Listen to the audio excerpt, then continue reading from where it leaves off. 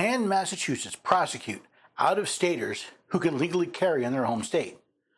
That was the question for Massachusetts courts in two separate cases.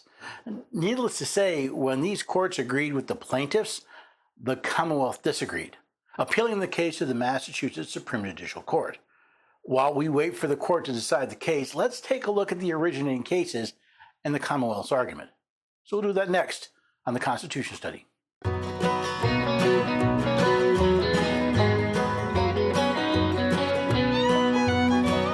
Neighbors and have a few good friends. Every day we're everyday Americans. Oh, every day we're everyday Americans.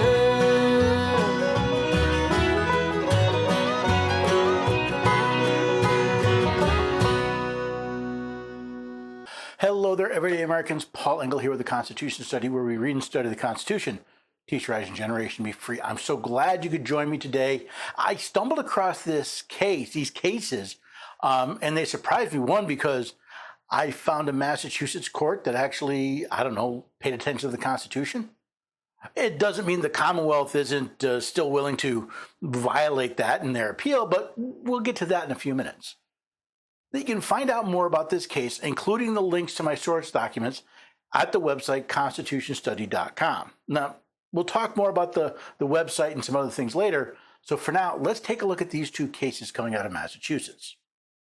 The two cases we're looking at here are almost identical. In fact, the court even mentioned that the case Commonwealth v. Philip Marquis is similar to Commonwealth v. Donald, so we'll focus on the latter. The defendant, Dean Donald, is charged in the Lowell District Court with carrying a firearm without a license under GL 269, Section 10A.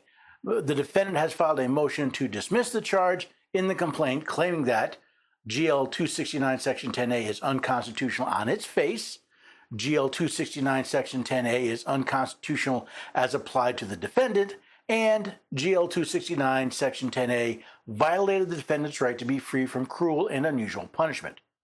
In both cases, the defendants were charged in Lowell District Court with carrying a firearm without a license, and in both cases, the defendants claim that GL 269 Section 10A is unconstitutional on several counts.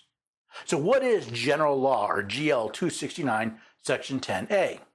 Whoever, except as provided or exempted by statute, knowingly has in his possession or knowingly has under his control in a vehicle a firearm, loaded or unloaded, as defined in Section 121 of Chapter 140, without either being present in or on his residence or place of business, or having in effect a license to carry firearms issued under Section 131 of Chapter 140. See, under Massachusetts law, possession of a firearm without a license is prohibited. While the law provides some exceptions, the fact is Massachusetts law generally prohibits the bearing of a firearm. What arguments did the defendants make that GL 269 Section 10A is unconstitutional?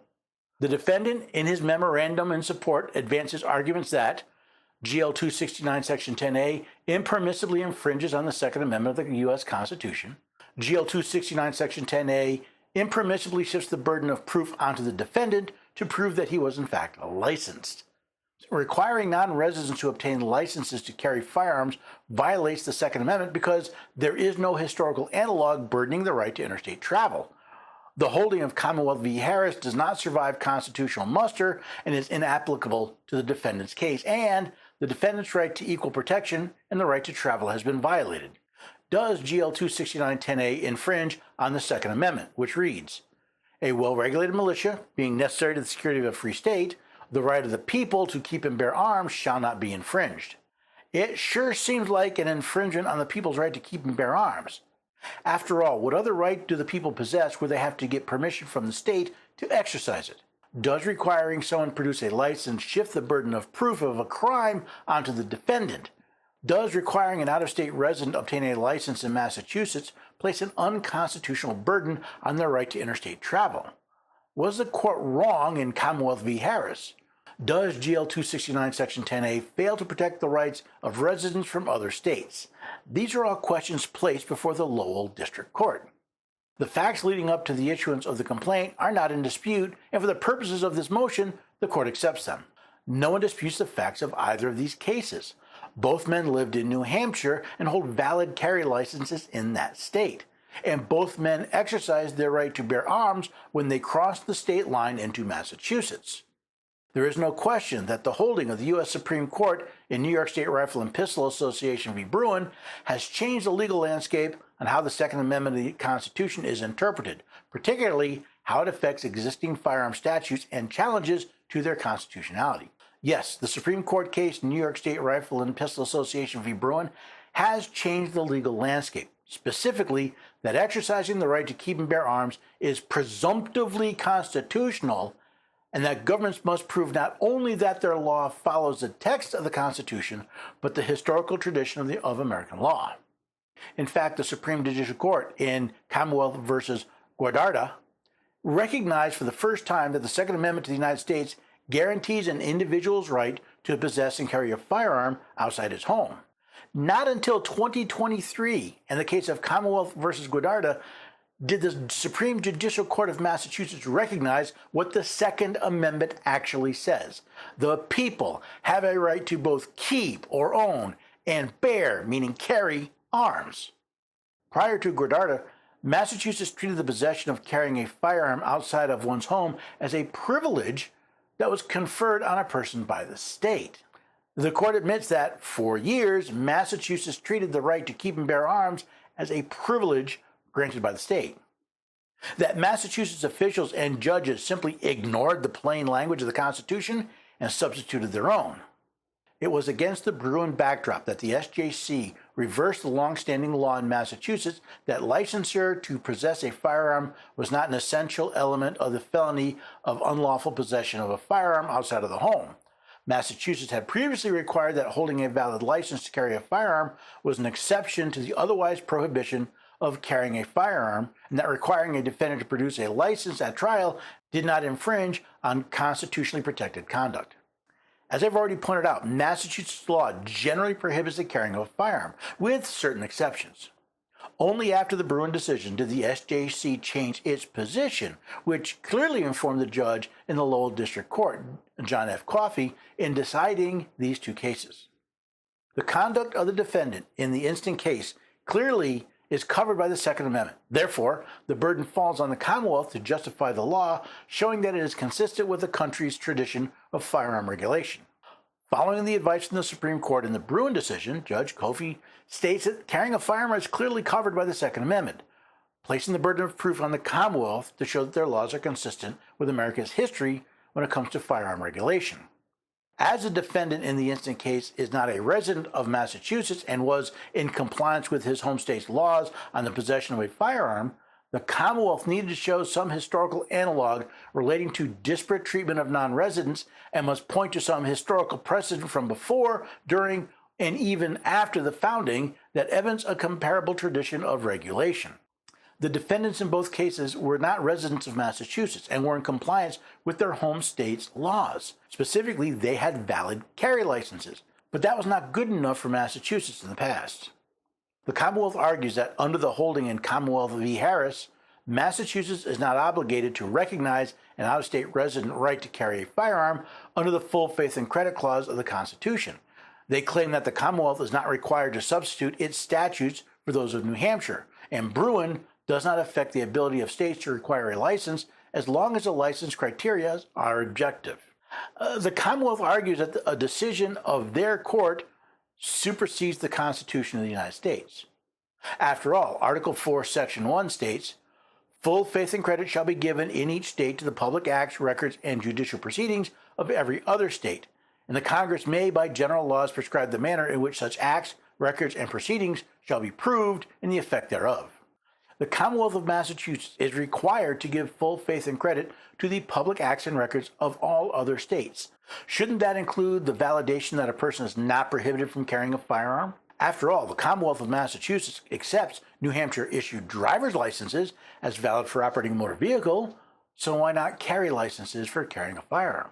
Furthermore, no one is requiring Massachusetts to substitute New Hampshire laws for their own, only to recognize the valid licenses held by their residents.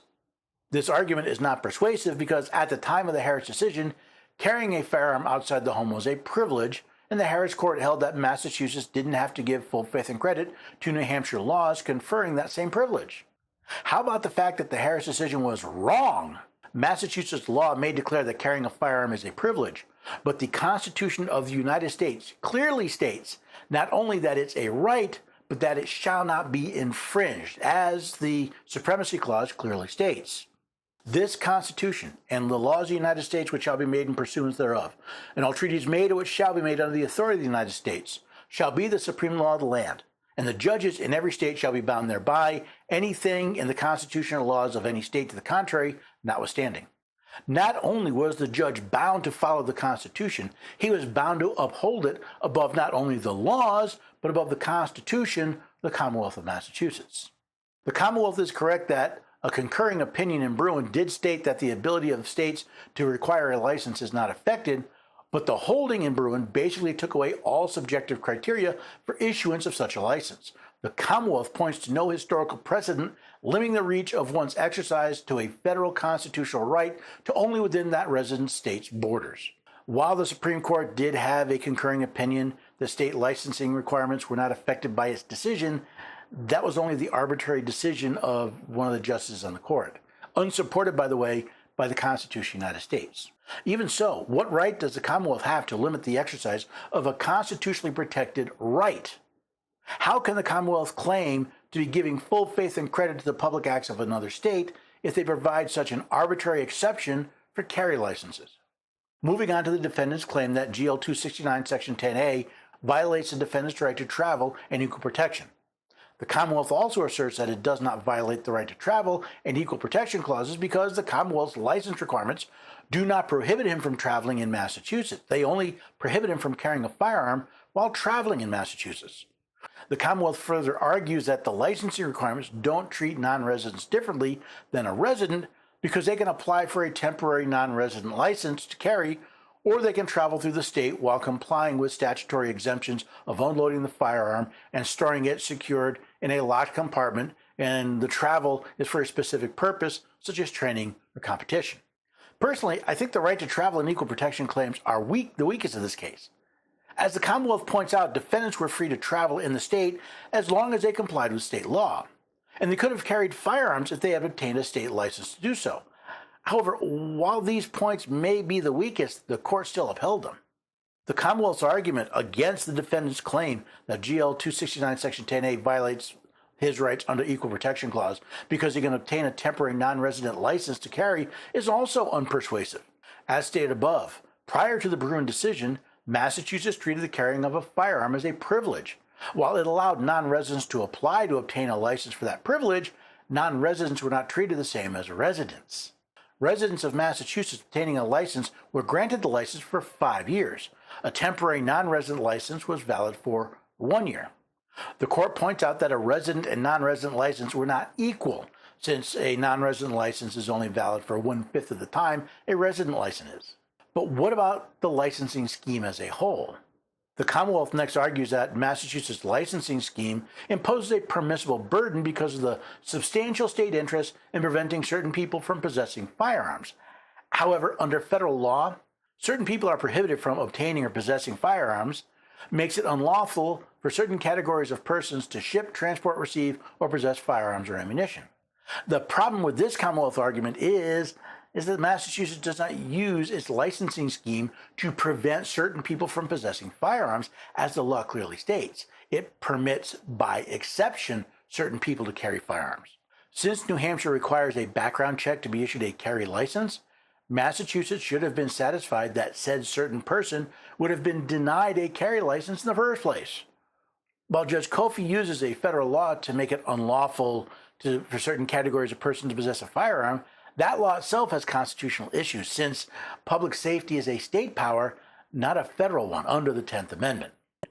A law-abiding resident of New Hampshire who is exercising his constitutional right should not become a felon by exercising that right when he is traveling through Massachusetts merely because he has not obtained a Massachusetts license to carry, which now, under the holding of Bruin, has to be issued to an applicant unless the applicant is otherwise disqualified. The standard for who is a disqualified individual must be the same. Otherwise, a state may decide to impose different requirements on the exercise of any constitutional right. For example, some states could impose different age limits on voting in elections. While I agree that the exercise of a Constitution-protected right should not make someone a felon because they did not pay a tax and get government permission, the judge did make a couple of mistakes. First, the power to determine who is disqualified to possess a firearm was not delegated to Congress. The Fifth Amendment clearly states, "No person shall be deprived of life, liberty, or property without due process of law." The only way for someone to be deprived of the property they have in their rights is via due process of law. In this case, only as a punishment for conviction of a crime does the removal of a right meet the due process requirement.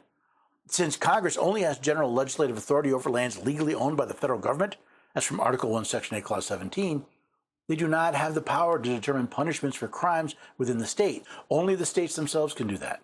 Also, the judge was wrong when he said, for example, some states could impose different age limits on voting in elections. If the judge had bothered to read the 26th Amendment, he would find that states can set their own voting age as long as it is not older than 18 years of age. The only way for someone to be deprived of the property they have in their rights is via due process of law. This court can think of no other constitutional right which a person loses simply by traveling beyond his home state's border into another state, continuing to exercise that right, and instantaneously become a felon subject to mandatory minimum sentence of incarceration. Anecdotally, a law-abiding New Hampshire resident exercising his constitutional right to carry while shopping at the Pheasantry Mall in Nashua, New Hampshire, would become a felon when he shops in a section of the store at that mall, which happens to be in Tyngsboro, Massachusetts. Well said. And I find the example of the Pheasantry Mall especially poignant. Therefore, the court finds that GL 269 Section 10A is unconstitutional as applied to this particular situated defendant and allows the motion to dismiss on that ground. As I stated before, while the district court found for the out-of-staters in both cases, the Commonwealth wasn't happy about it. So they appealed to the Massachusetts Supreme Judicial Court. Now comes the Commonwealth and requests that this court grant direct appellate review and consolidate the cases of Commonwealth v. Dean F. Donnell and Commonwealth v. Philip Marquis. These cases involve pending appeals of the allowance of the defendant's motion to dismiss by the same motion judge in the Lowell District Court, which invoke novel but erroneous applications of Second Amendment constitutional law. The motion judge erroneously ruled out-of-state residents may not be prosecuted for unlawful possession of a firearm in Massachusetts if they were legally entitled to possess those weapons in their home state. Now, the Commonwealth claims that Judge Coffey did invoke novel but erroneous applications of Second Amendment constitutional law. Now, that may be true, but he did follow the Constitution of the United States, which supersedes the opinion of judges, even if they call their decisions constitutional law. The same motion judge has already dismissed 7 cases in total under this erroneous theory. The judge's rationale deprives the Commonwealth of its right and obligation to enforce its laws equally for all those who are within its borders. In addition to the 2 cases the Commonwealth is asking to be consolidated, there are 5 others currently in the appeals court. The Commonwealth makes a grave error in this motion, though.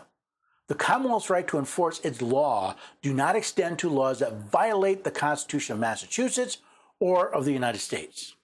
When Judge Coffey found that GL 269 Section 10A violates the Constitution of the United States, he also found that the Commonwealth had neither right nor duty to enforce that law. Both Commonwealth v. Dean F. Donnell Jr. and Commonwealth v. Philip Marquis involved defendants who were legally entitled to possess firearms in New Hampshire, but were not licensed to possess those firearms in Massachusetts. Both defendants were charged with illegally possessing firearms in Massachusetts. Neither defendant had attempted to acquire a non-resident license to carry firearms within the Commonwealth of Massachusetts prior to the respective offense at issue. That, however, is the point. The law that prohibited these 2 men from carrying firearms in Massachusetts in these 2 instances had been found unconstitutional and therefore void in these cases. Finally, states have always been free to regulate who is allowed to possess firearms within their territorial borders, what types of weapons were prohibited, and where arms could be carried, imposing different standards in each sovereign. See, there's a difference between being free to regulate and to get away with regulating. Since 1791, the states have been prohibited from infringing on the right to keep and bear arms without due process of law. This is where the burden of proof argument makes sense. If there is a question as to whether or not someone can bear arms, the burden of proof must be on the state. By placing financial and training requirements on the exercise of a constitutionally protected right, the state effectively places the burden on the people to prove they are not prohibited, violating due process. The motion judge concluded that applying Massachusetts firearm licensing laws to non-residents within its borders violates an out-of-state resident's constitutional rights to travel and equal protection. This was clearly erroneous. Neither defendant had sought a Massachusetts firearm license. Therefore, the defendants were treated exactly the same as Massachusetts residents would have been who had made no efforts to avail themselves of the licensing statute. The Commonwealth claims the right of the two defendants were not violated because they didn't seek Massachusetts permission to exercise a right protected by the Constitution of the United States. Now, not only does Massachusetts want non-residents to get their permission before possessing a firearm in the state, this is the process the state wants them to go through. To apply for a non-resident license to carry firearm or a resident alien permit, you must apply for a non-resident license to carry a firearm or a resident alien permit through the Firearms Records Bureau. You'll need a complete non-resident firearms license or resident alien permit application, the required application fee, a Massachusetts Basic Firearm Safety Course certificate. You may also need an in-person appearance, a visa or copy of immigration card. This is not all. For example, the applicant is required to appear in person at the Firearms Record Bureau for the first non-resident license to carry application. Renewals will be processed solely by mail, and you will still need to renew your LTC annually. However, subsequent in-person appearances may be required at the discretion of the FRB. If required, you will receive an appointment notice by mail or email with your scheduled date and time to appear at this office. Appointments will be scheduled in the order that completed applications are received. Not only are you required to apply in person for your initial application, but you may be required to appear at any of your renewals as well. Well, this may not be a great expense or inconvenience for someone in, say, southern New Hampshire. For someone like me in Nashville, Tennessee, it's a very big deal. And don't forget, you not only have to pay for a firearm safety course, but your instructor must be certified by the Colonel of the Massachusetts State Police. Then there's the annual fee of $100, all so you can exercise a right protected by the Constitution of the United States and of Massachusetts. Yet the Commonwealth of Massachusetts sees this as a permissible burden to the exercise of a constitutionally protected right. Tell me, do you believe the Commonwealth would think the same thing if every government employee had to go through a similar process to exercise their right to enforce their laws? Somehow I don't think so. It's nice to see a judge that not only recognizes they are bound to the supreme law of the land, but willing to act on it. Well, I'm not surprised that the Commonwealth sees differently. The real question is, what does the Supreme Judicial Court think? History tells me they are much more likely to find for the Commonwealth than for the defendants, no matter what the Constitution says. In such a case, will these two men appeal to the federal courts? Now, since the state of Massachusetts would be party to the case, they could go directly to the Supreme Court under Article 3, Section 2, Clause 2. I suppose we'll have to wait and see. While we wait, consider the laws in your state.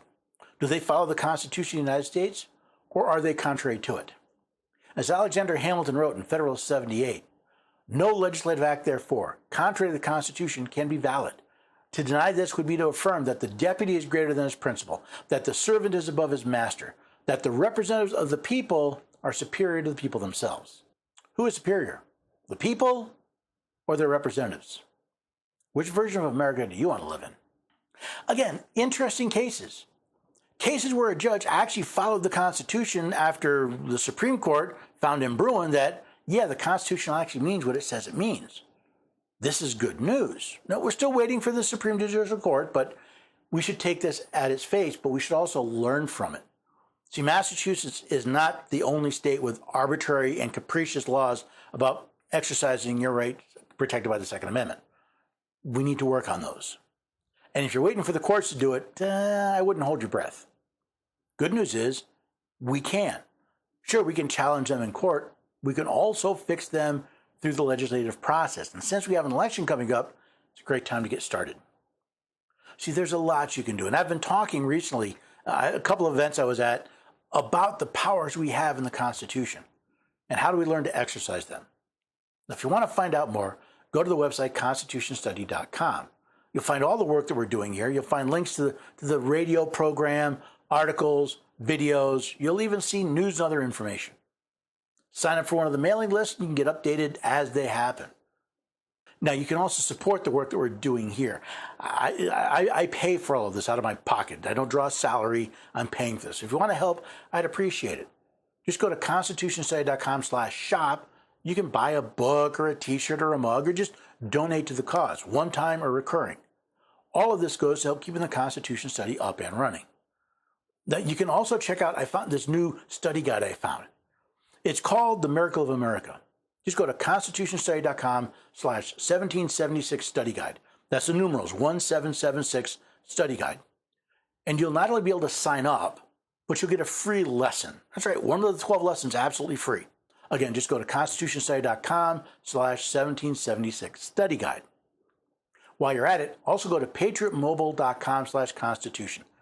Patriot Mobile is America's only Christian conservative wireless provider. It's the only one we've got. They support ideas and programs and rights that we agree with. And yes, they help support the Constitution Study as well. Go to patriotmobile.com/constitution, find a plan that works for you, and you're not only getting great wireless service, we get 3G and 4G coverage, but you'll also support the work that we're doing here and other constitutional and Christian organizations. Use the code Constitution at checkout, and you'll get free activation as well. Once again, that's patriotmobile.com/constitution to find the plan, and the code is Constitution to get free activation. Most of all, I hope you'll take this episode, maybe the articles or other ones, and share them with others. That's the best thing you can do to support the work that we're doing here and spread the word.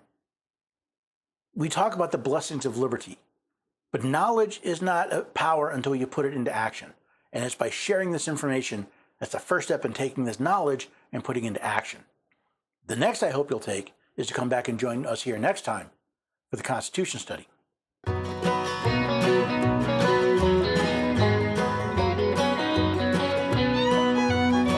your neighbors and have a few